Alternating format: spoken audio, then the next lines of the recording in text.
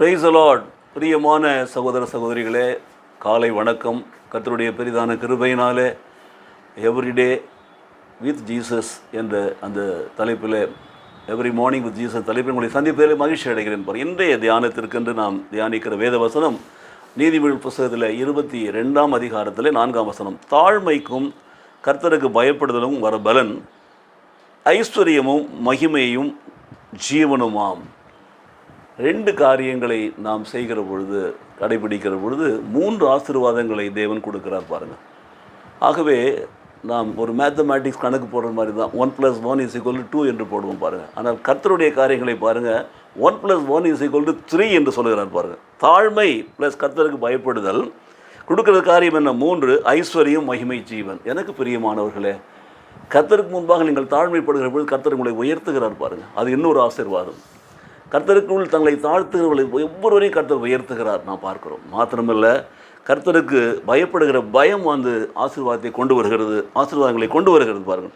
By humility and the fear of the Lord are riches and honour and life. So humility plus fear of the Lord gives you riches, honour and life. எனக்கு பிரியமான சகோதரனே, இந்த காலை வேளையில் கர்த்தருக்கு முன் தாழ்மைப்பட ஒப்பு கொடுப்பாயா? கர்த்தருக்கு முன்பாக தாழ்மைப்படுங்கள். கர்த்தருக்கு முன்பாக உங்களை தாழ்த்துகிற பொழுது கர்த்தர் உங்களுக்கு 3 ஆசீர்வாதங்களை கொடுக்கிறார். கர்த்தருக்கு முன்பாக நீங்கள் பயப்படுகிற பொழுது, கர்த்தருக்கு முன்பாக பயப்படுதல் என்று சொன்னால் it is not மியர் fear but obedience, கீழ்ப்படிதல். கர்த்தருக்கு முன்பாக தாழ்மைப்பட்டு கர்த்தருடைய வசனங்களுக்கு கீழ்ப்படிதல் நடக்கிற பொழுது பாருங்கள், கர்த்தர் உங்களுக்கு ஐஸ்வர்யத்தை கொடுக்கிறார். தேடாத ஐஸ்வர்யத்தை கர்த்தர் உங்களுக்கு கொடுக்கிறார் பாருங்கள். அதோடு மாத்திரம் இல்லாமல் தேடாத மகிமையை கொடுக்கிறார், ஜீவனை கொடுக்கிறார், வாழ்வு கொடுக்கிறார். பார்த்தீங்களா? நானே வழியும் சத்தியமும் ஜீவனும் என்று சொன்னவர் பார்த்தீங்களா? ஜீவனை கொடுக்கிறவர் அவர் தான். அது புது ஜீவன், அது நித்திய ஜீவன். That is eternal life for you. எனக்கு அருமையான சகோதரனே, சகோதரியே, இந்த காலை வேளையில் உங்களுக்கு ஐஸ்வர்யம் வேண்டுமா? தேவன் உங்களை மகிமைப்படுத்த வேண்டுமா?